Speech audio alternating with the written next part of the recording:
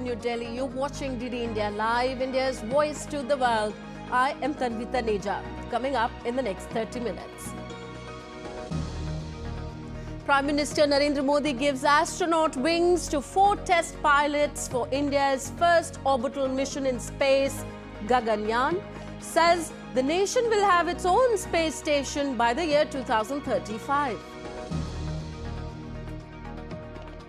India's permanent representative to the United Nations, Ruchira Kamboj, asks, why is the UNSC completely ineffective in resolving the Russia-Ukraine conflict? Presses for reforms. US President Joe Biden says Israel has agreed to stop military action in Gaza for Ramadan as Hamas studies a proposal for temporary truce, which includes prisoner hostage exchange. And following a string of convictions, jailed former Prime Minister Imran Khan and his wife Bushra Bibi indicted on graft charges again.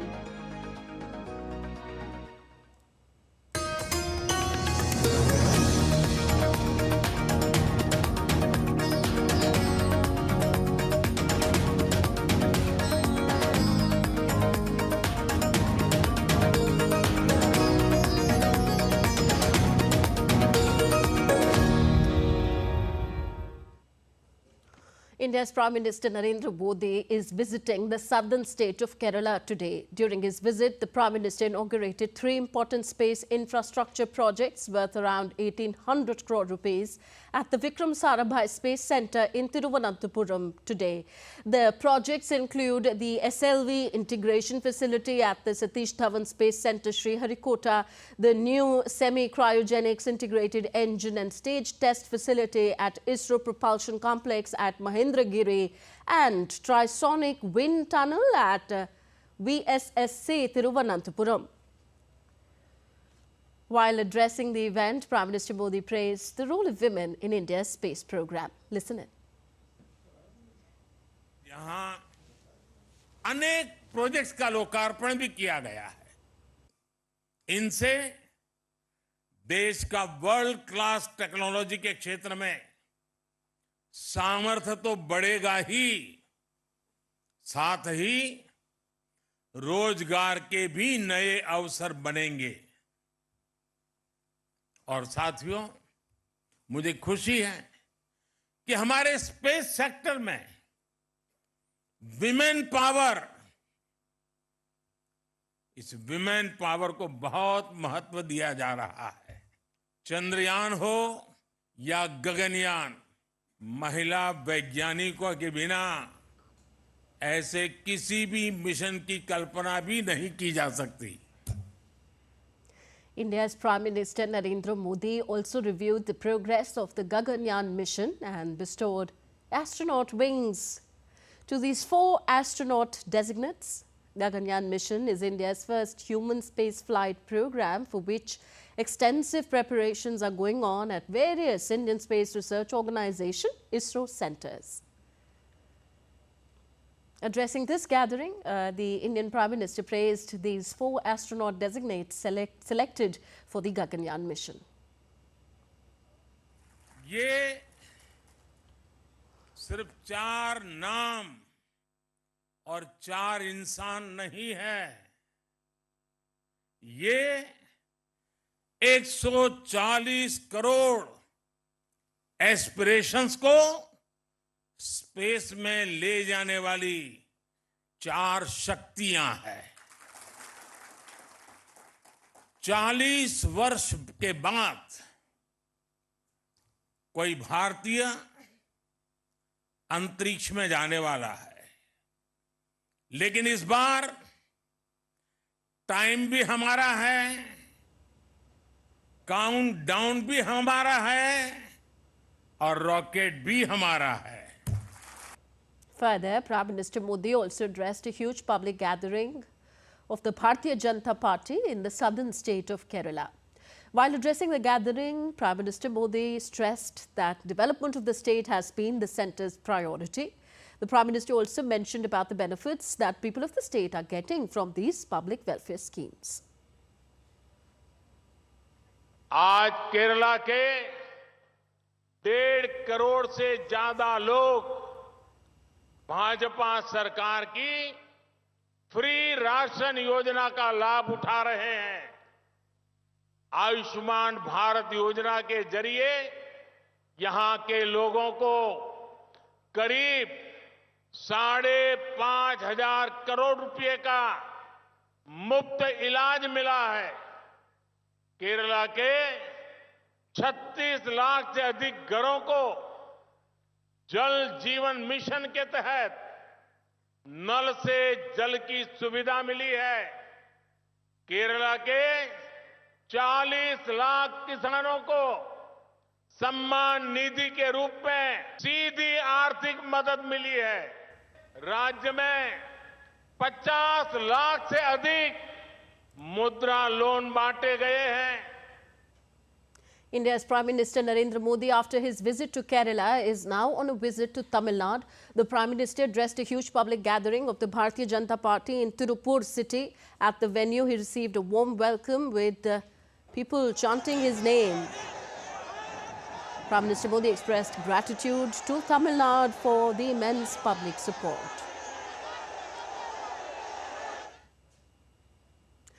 Prime Minister Narendra Modi will shortly address thousands of micro, small and medium enterprises entrepreneurs working in the automotive sector in the southern city of Madurai. Managing Director of TVS Automobile Solutions, Srinivas Raghavan, said that the Prime Minister's vision for developed India, focusing on digital mobility, global supply chain and others, will benefit lakhs of automotive entrepreneurs by accelerating interoperability among them.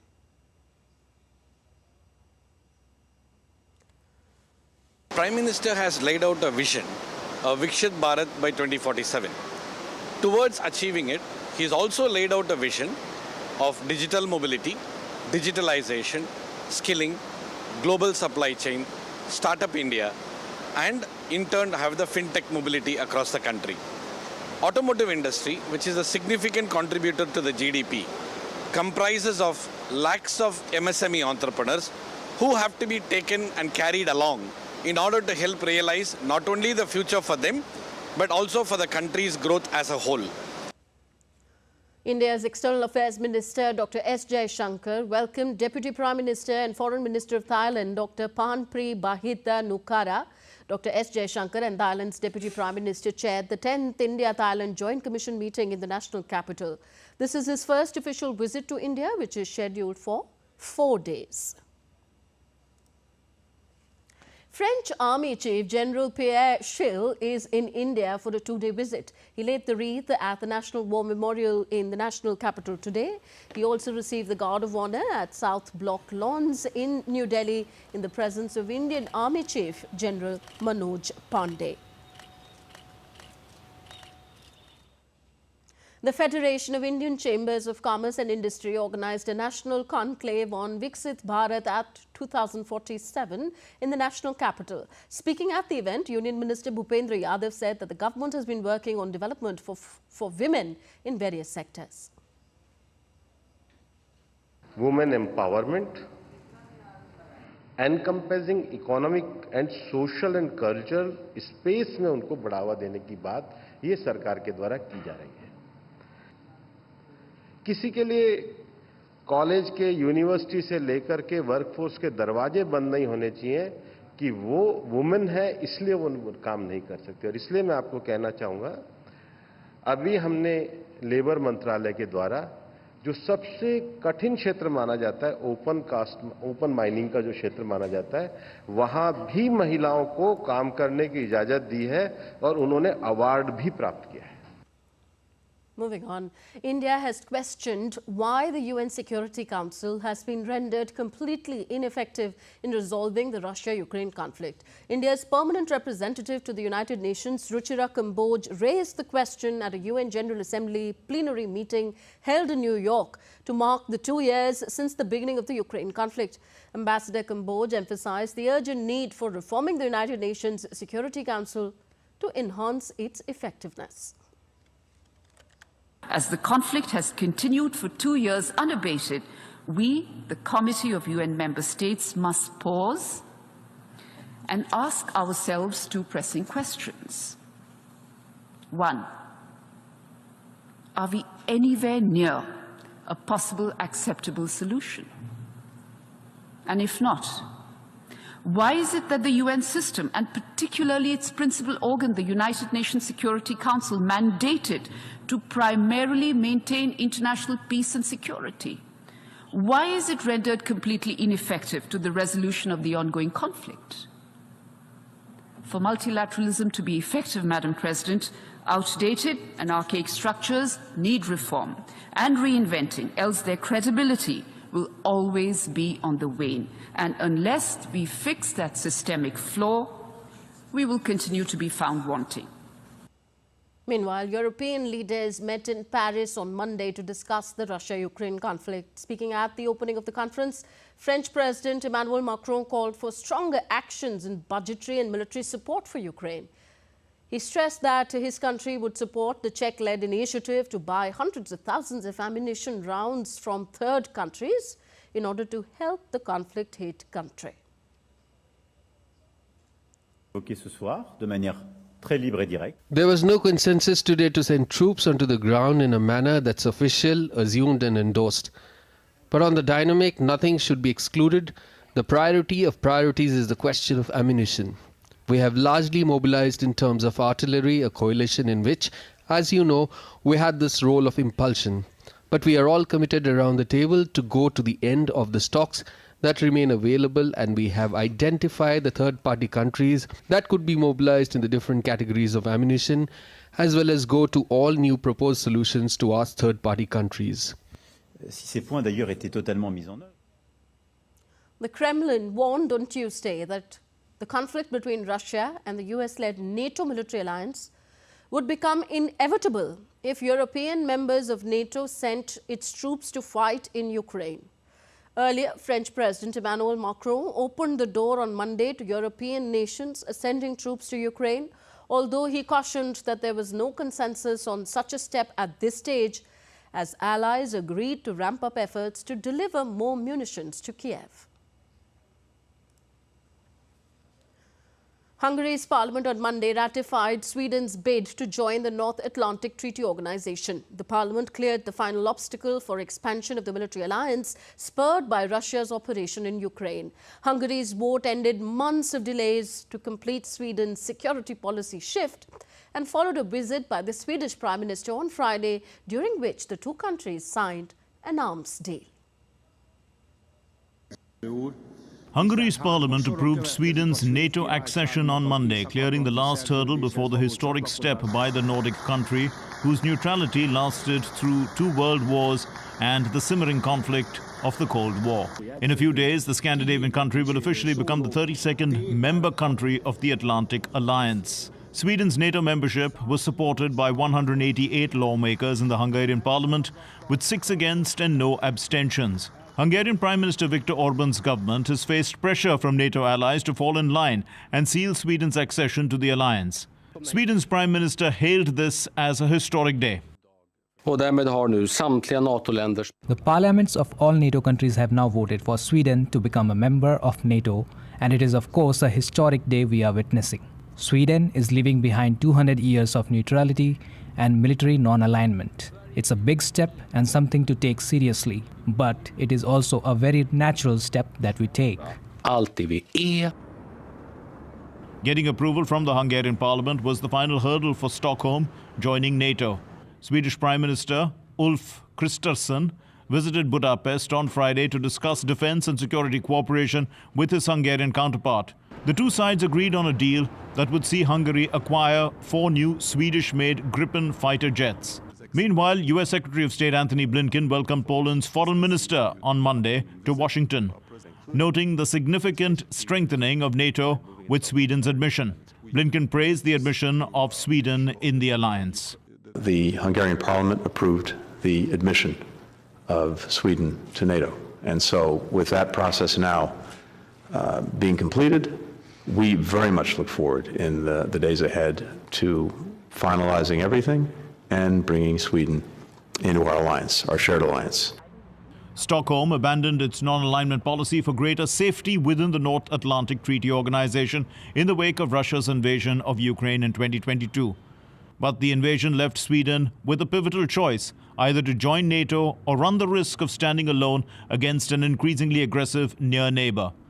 The Hungarian ratification will now be signed by the country's Speaker of the Parliament and President within a few days. After that, the remaining formalities are likely to be concluded swiftly. Aman Kumar Himanshu's report for DD India.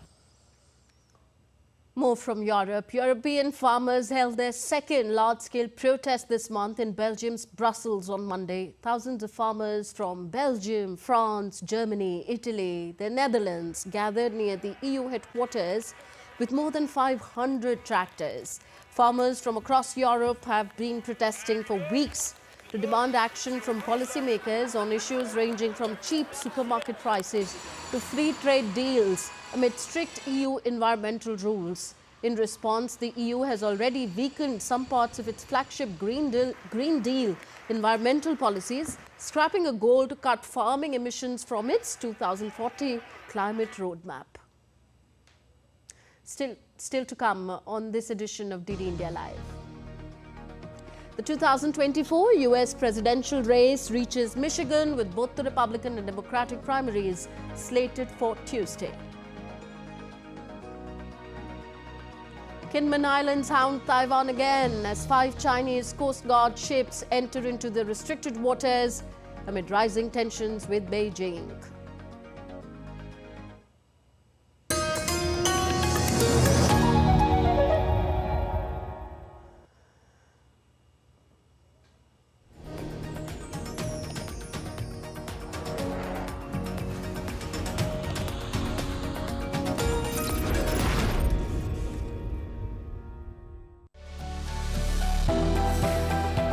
Turning crisis into opportunity, transforming ideas into action, stories of real change, tales of sustainable solution.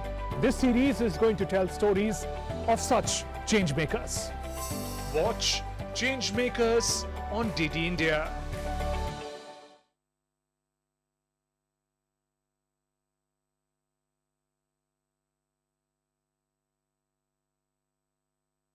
With Aneja.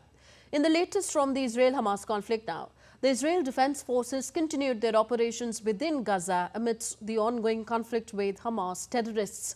On Tuesday, the IDF eliminated a number of terrorists discovered inside a tunnel shaft, subsequently destroying the shaft to eliminate further threats. Israeli troops uncovered multiple weapons manufacturing facilities, rocket launchers, operational centers and systems utilized by Hamas in combat. The IDF personnel also apprehended several terrorists attempting to flee under the guise of civilian population. India's External Affairs Minister Dr. S. Jaishankar has strongly condemned the terrorist attack perpetrated by Hamas on the 7th of October last year in Israel. He was virtually addressing the 55th session of the UN Human Rights Council. The conflict in Gaza is of great concern to us all. The humanitarian crisis arising from conflicts require a sustainable solution that gives immediate relief to those most affected. At the same time, we must be clear that terrorism and hostage-taking are unacceptable. It also goes without saying that international humanitarian law must always be respected. It is vital that the conflict does not spread within or beyond the region. And efforts must also focus on seeking a two-state solution where Palestinian people can live within secure borders. Now, United States President Joe Biden has said that Israel has agreed to cease military operations in Gaza during the holy month of Ramadan, while Hamas reviewed a proposed truce that includes cessation of hostilities and a prisoner-hostage exchange. This draft proposal represents the most significant effort in weeks to resolve the conflict that began in October last year.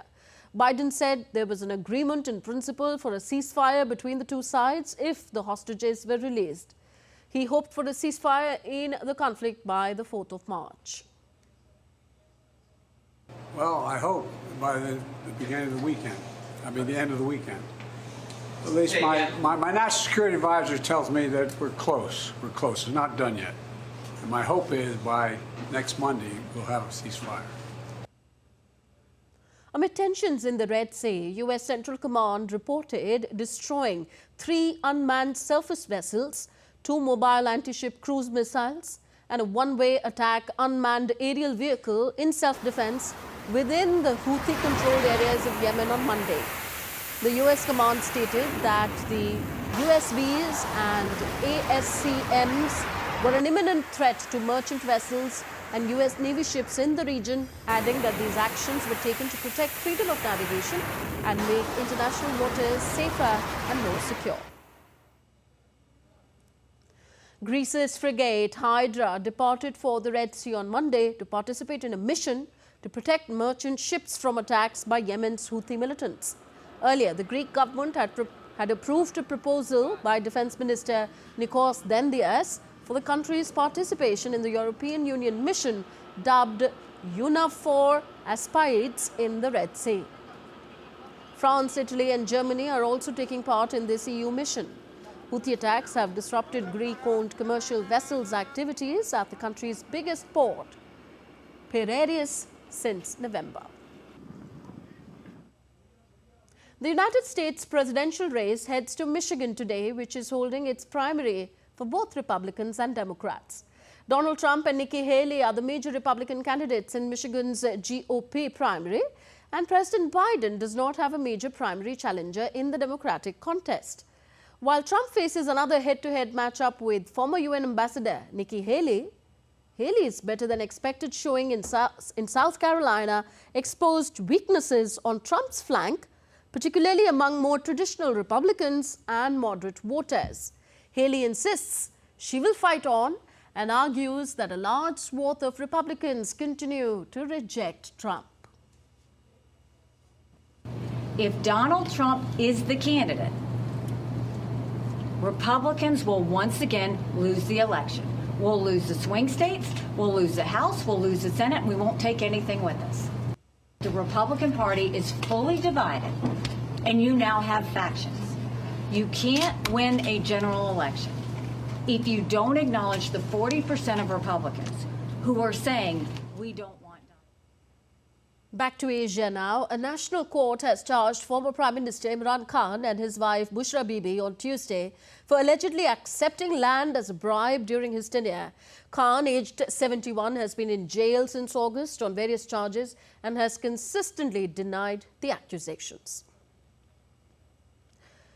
Taiwan claimed on Tuesday that 5 Chinese Coast Guard ships entered into restricted waters around the nation's frontline, Kinmen Islands, amid rising tensions with Beijing. Head of Taiwan's Ocean Affairs Council, Quan Bi-ling, added that the ships left shortly after being warned by the authorities. This comes after China stepped up patrols in the waters off the coast of Taiwan's Kinmen archipelago, days after 2 of its nationals died trying to flee Taiwan's Coast Guard after their boat entered prohibited waters. Yesterday, in territorial waters, there was 1 Chinese ship that entered our off-limit territorial waters and 4 Chinese ships that entered our restricted territorial waters, all of them for a short amount of time. But our Coast Guards responded to each one of them in accordance with their rankings and communicated that we hoped they would leave. Nurses in South Korea have given legal impunity to carry out certain medical procedures that are typically done by doctors, the Health Ministry said on Tuesday. The authorities seek to reduce the workload on hospital staff amid a protest by trainee doctors over the government's plan to increase medical school admissions to fill a shortage. Nurses have been complaining about the legal risks and increased workload after trainee doctors took to the streets against the government. Earlier, South Korea's government has warned that the doctors should return to work or risk being punished for staging a week-long protest. On to Oceania region now. New Zealand is set to repeal the world's first law banning tobacco sales for future generations on Tuesday. The anti-tobacco rule was set to take effect from July this year. However, the new coalition government confirmed the repeal as a matter of urgency. The law would have banned sales to those born after 1st of January 2009. There were plans to also cut nicotine content in smoked tobacco products and reduced the number of tobacco retailers by over 90%. And we now take a look at other stories making news around the world. Cambodia's Prime Minister Hun Manet met his Malaysian counterpart Anwar Ibrahim on Tuesday during his official visit to Malaysia. The leaders held bilateral discussions on joint investments and energy cooperation. Malaysia's Prime Minister said that the value of investment by Malaysian companies in Cambodia has exceeded $3 billion. The two countries' central banks also signed memorandums of understanding on local currencies and trade. Southeast Asia's largest multinational annual Cobra Gold military exercise commenced on Tuesday in Thailand. Over 9,000 troops from 30 countries are participating in the drills, co-hosted by the US and Thailand Armed Forces. These exercises will last until the 8th of March. According to official data released on Tuesday, male employees in Australian private firms were reported to earn around 22% more than their women colleagues. For the first time, the Australian government has released gender pay gaps at companies with more than 100 employees. And the government data has revealed on Tuesday that showed the number of babies born in Japan fell for an 8th consecutive year to a record low in 2023. Birth rates fell 5.1% in 2022 to around 758,000. Marriage rates slid to 5.9% to about 489,000. The number fell below 500,000 for the first time in 90 years. And in sports, India consolidated its position at the second spot in the World Test Championship 2023 25 points table following its 5-wicket victory against England in the 4th test in Ranchi on Monday. England's percentage took a further hit with the loss and fell to 19.44, keeping the side in the 9th spot. Ben Stokes' team has also been docked 19 points for slow over rate. New Zealand remains at the top of the table after completing a 2-0 series sweep against South Africa earlier in February. India's Prime Minister Narendra Modi on Tuesday wished a speedy recovery to India's star speedster Mohammad Shami, who underwent an operation on his Achilles tendon. The right-arm pacer took to X on Monday to share an update about his successful heel operation on his Achilles tendon. PM Modi took to X to wish a quick recovery to the 33-year-old and wrote, I quote him here, wishing you a speedy recovery and good health, Mohammad Shami. I am confident you'll overcome this injury with the courage that is so integral to you, unquote. That's all in this edition of DD India Live. Do let us know your thoughts on the news of the day. Connect with us on Facebook, X, formerly Twitter and Instagram. We will be back with more news as it breaks here on DD India. I am Tanvi Taneja from my entire team in New Delhi. Thank you for watching. Namaskar.